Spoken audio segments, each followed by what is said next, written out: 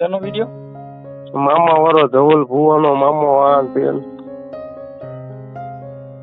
ધવલ ભુવન મામો. તમે એવો વિડીયો તમારો આવ્યો છે ને તમે બોલ્યા છો ત્યારે જ આવ્યો છે ને? તો બોલ્યા હોય તો આવ્યો એમાં શું છે? બોલ્યા હોય એટલે આવ્યો જ હોય ને. અરે તમારા ધર્મનું અમે છે એવું કઈ આમ કઈ પ્રખ્યાત કર્યું છે કે આ તમારા તમે કોણ બોલો? પેલા તમારું નામ છે? દિવ્યરાજસિંહ જાદવ, સુરેન્દ્રનગર મારો જિલ્લો, તુડા તાલુકો. બરાબર. તીવ્રત છે એવું લાગે ને તો પોલીસ સ્ટેશનમાં વ્યા જવાય, એટલે જેથી કરીને ખોટું મામા આમાં ક્યાંય ન આવે ને ખોટા આપણે પોલીસ કેસ થાય એવા થાય એવું કામ ન કરાય. અને મામાને કામ મોકલો ને કા તમે પોલીસ સ્ટેશન વ્યા જાવ. બાકી તમે કઈ કરશો? પોલીસ સ્ટેશન ની મોટા ભાઈ વાત જ નથી. એક મિનિટ. હા હા, આપણે લડવું છે, આપણે પોલીસ નો આપણે સહારો જ નથી લેવાનો. તો પછી બોલું ખોટું શું છે કે આપણે એમાં દાંડિયા પાવડા થાય, એમાં મજા ન આવે. એ તમારી સાચી વાત 100% હું સહમત છું. તમે મૂળ કાસ્ટ કેવો છો? અમે કાસ્ટ છીએ બહુ ઊંચી જ્ઞાતિ છીએ. એટલે કેવી ઊંચી? એટલે ઊંચી એટલે રાઠોડ છીએ અમે. એટલે રાઠોડ તો કેટલામાં આવે? રાઠોડ રાવડી રાઠોડ આવે. પછી બીજા કેટલા રાઠોડ આવે? પછી બીજા આવતા મને નથી ખબર, મને મારી જ ખબર છે. હવે રાવડી રાઠોડ એટલે અમારામાં રાઠોડ આવે છે. અમારે ક્ષત્રિય સમાજ હારે જ અમારી અટક પડે ભાઈ. હા પણ રાઠોડ એટલે પણ આમ તમે કેવા એટલે આમ કેમ અમે ઈ અમે એવી નો અમને ખબર પડે. અમે રાવડી રાઠોડ માં આવીને રાઠોડ માં જ આવી. રાવડી રાઠોડ આ પાછું નવું આવ્યું લાગે હે ને માર્કેટ? ના કેતું નું છે, વર્ષોથી છે ભાઈ. મેં તો કોઈ દિવસ સાંભળ્યું ને અમારા ગામમાં રાઠોડ કોઈ દિવસ. તમારા ગામના રાઠોડ હોય ઈ કેવાય મને થોડી ખબર હોય. એટલે આમ કેમ કોરી હોય પટેલ હોય એમ કેવા તમે? ના અમે એમાં એકમાં નો આવી. તો ના અમે રાઠોડ માં જ આવી ડાયરેક્ટ. અમારું આધાર કાર્ડ છે ને એમાં રાઠોડ જ અટક. એ ઉપરથી આવ્યું છે ને તો આધાર કાર્ડ કંપની માંથી. હા સારું, તો અમારે જોવું પડશે. અમે તો અમારે કેવી રીતે સારું ઉપરથી આવે એટલે જોવાનું, જોઈ લેવાનું, એમાં કઈ થોડો કોઈ ના પડી. જોઉં આનંદ કરો. ક્યાં અમે રહેવા છીએ તો આપડે ફેસ ટુ ફેસ મુલાકાત લેવી, ભણવા લેવો, સહારો લેવો. હું રોજ કોર્ટમાં જોઉં છું સાહેબ, હાઈકોર્ટમાં અમદાવાદ 16 આવી જવાનું. હા, હાઈકોર્ટમાં જ આવી જવાનું. બાર એસોસિએશન ની સામે જે બાર છે ને એમાં અહીંયા જ બેઠો. તમારી કઈ પોસ્ટ એટલે હાઈકોર્ટ કરો એટલે યાર ઈ તો ત્યાં આવો પછી ખબર પડે ને. આ સિસોડા પગ નાખ્યા પછી ખબર પડે, પેલા નો પડે. સિચોડામાં બોલાવો નાખ્યા હોય ત્યારે તમે ફોન કર્યો હોય ને સિસોડા પગ નાખો ને પછી ખબર પડે. પછી આપણે જામીન લેતા આવો, પછી શરત ભંગ ન થાય એવું નામદાર કોર્ટમાં જામીન થયો કે હવે આવું નહીં કરીએ તઈ ખબર પડે. એમ નામ કેમ ખબર પડે? તમે સ્ટેજ ઉપર છોડીને બોલો છો. આમાં તો ઈ તો મામા પછી જો મારે આમાં ઈ પછી છે ને કોર્ટમાં ચડ્યા પછી મામાને પૂછી લેવું, પછી તમને પૂછી લેવું, જામીન ને પૂછી લે. ઈ તો નામદાર કોર્ટ વિચારી લે. હું તો એવું છે કે હું તમને ફોન કરું તમે મારી ઉપર કેસ કરી શકો એવું કે? અરે તમે આખી વાત જ સમજતા નથી સાહેબ. તમે આમાં કોઈ હું તમને ક્યાં મેં તમને સામેથી કીધું ને કે તમારી લાંગણી દુભાણી હોય, કોઈના વ્યક્તિગત પ્રોબ્લેમ હોય તો નામદાર કોર્ટ સાંભળવા બેઠી છે, પોલીસ પણ સાંભળવા બેઠા છે. જેને અત્યારે ભારતની અંદર કાયદો અને નામદાર કોર્ટ સાંભળવા બેઠા છે. આપણે અત્યારે કોઈ ગુંડાનું કામ કરી તો જેલ સિવાય બીજો આશરો નથી. અમારે શું કેવાય પૂર્વજો બધા ને જેલ માંથી મોટા બિચારા દુખી થઈ ગયા. આસારામ બાપુ ને પૂછો કેવી દિશા થઈ, બાપ દીકરો બે છૂટતા નથી હજી. પૂર્વજો આમાં નો આવે અને આપણા પરિવાર માંથી ને બધા હાડ થઈ જાય અને સીધા હાઈકોર્ટમાં એક વકીલ રોકો ને એટલે ₹70,000 ફી થાય અને મામો એક ફી દેવા નો આવે. તો આવજો ને હાઈકોર્ટ ને આવી જજો, સામે આવી જાવ. 100 વીઘા હોય ને વેચાઈ જતી હોય તો ગુંડા ના જ કામ કરો ને. ના એવા અમારે તો પછી વેચાઈ જતી હોય તો પીવાનું હોય, સરિયો માર દો, ગમે ત્યાં બંદૂકો ફોડો. એને તમે કેસ કાયદાની વાલો કરો. તો કઈ તો અમારે તો અમે તો ભાઈ જો અત્યારે અમારા મામાદેવ છે ને, આપણો અમારા મામાદેવ છે ને પોલીસ જ છે. આ મામા સિવાય બીજો મામો અમારે જોતો નથી. આ મામો જ આવે સીધો જ લાલ લાઈટ વાળો. હા, બાકી બીજા મામાની અમારે જરૂર નથી. અમારે ખીજડા વાળાની જરૂર નથી ને એકઈની જરૂર નથી. આ એક મામાને ચાલી રાખવાનો, નામદાર કોર્ટમાં રાખવાનો. અમારે નામદાર કોર્ટ ઈ જ અમારો ભગવાન. તમારો ભગવાન બસ બીજું તમારે જે હોય એ તમારી પાસે રાખો. એનાથી અમારે કોઈ મતલબ નથી. અમારે કોર્ટ કચેરી અને પોલીસ સ્ટેશન બે સિવાય કોઈ બીજી વાત નહીં કરવાની. મામાને હોય તો પોલીસમાં જાઓ. તમને મામો જે નડ્યો મેં તમારા મામાને કીધું છે. હા મારો જ મામો, કયો તમે? હું તમને ઓળખું છું, તમારો મામો કેવી રીતે ભાઈ થયો? હું વાતો કરું ને ઈ મામો તમારો નીકળે એ કેવી રીતે થાય? બસ મારો મામો મેં દિલથી મને તો ઈ તમારી રીતે છે. મેં તમારું નામ હારીને કીધું હોય, કોઈ સમાજના હાકીને કીધું હોય કેવાની, બાકી એવો ઉધરો મામો લઈને ન હોય ભાઈ.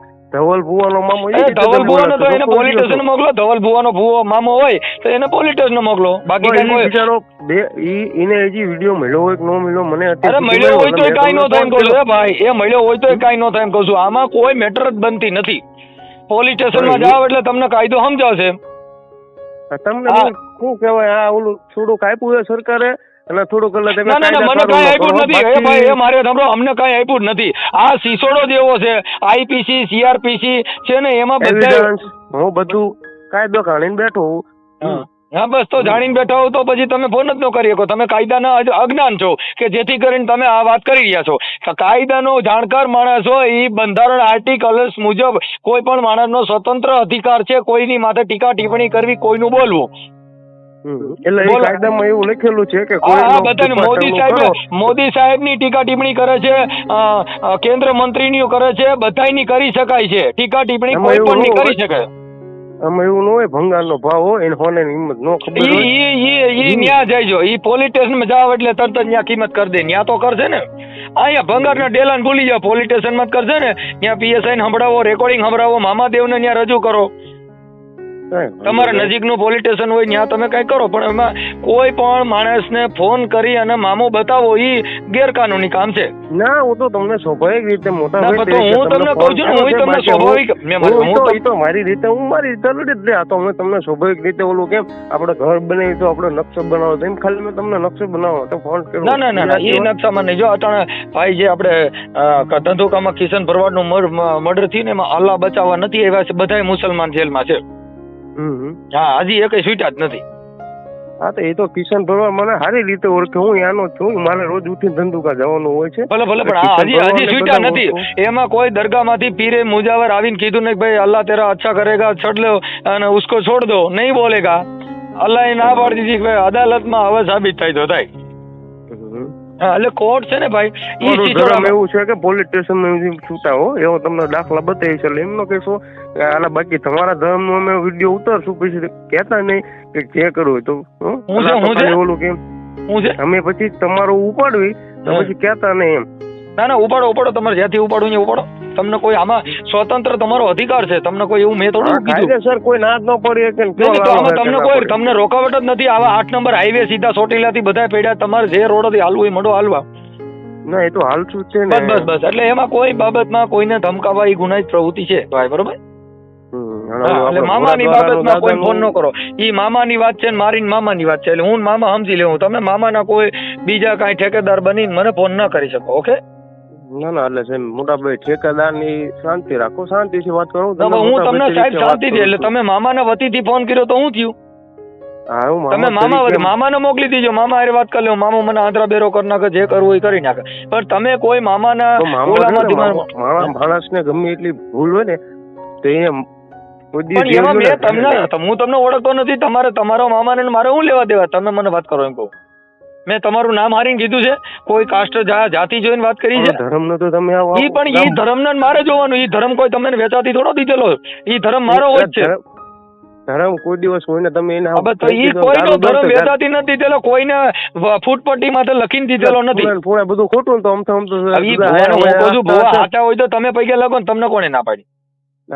પગે લાગવાની આપણે વાત નથી.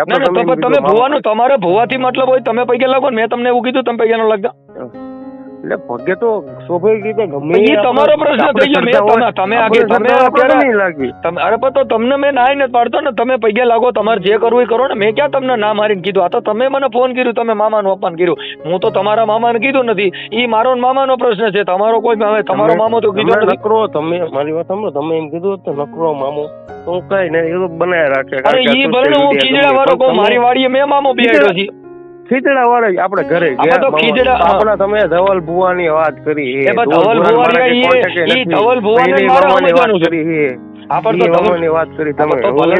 ભુવાન અમે બે સમજી લેવું. હું ધવલ ભુવા બે સમજી લેવું. ધવલ ભુવાન કઈ પ્રોબ્લેમ હોય ધવલ ભુવો ફોન કરે.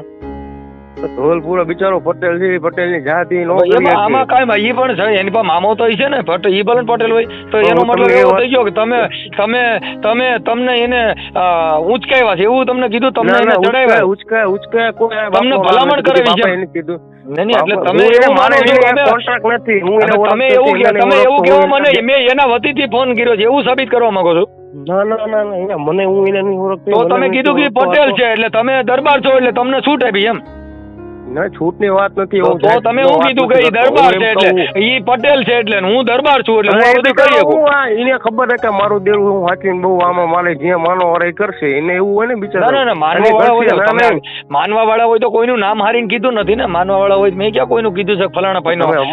અમે જે મારી વાત સાંભળો, અમારો ધારો કે કોક હોય ને તમે એને ગમે કઈ રહી જાવ એટલે એમ કઈ હાલતું હશે? અરે ભાઈ એ તમારો પ્રશ્ન છે. મેં તમારા મામાને કીધું છે કે ફલાણા ભાઈનો મામો એવું કીધું.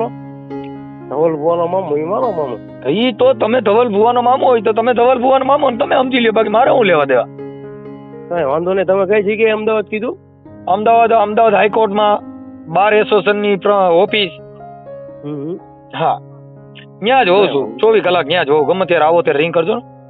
એટલે 24 કલાક રાત્રે હોય હો? હું રાત્રે 3 વાગે કરી જશો ને ત્યાં તો? રાતે જ બંધ હોય ને ઓમ તો.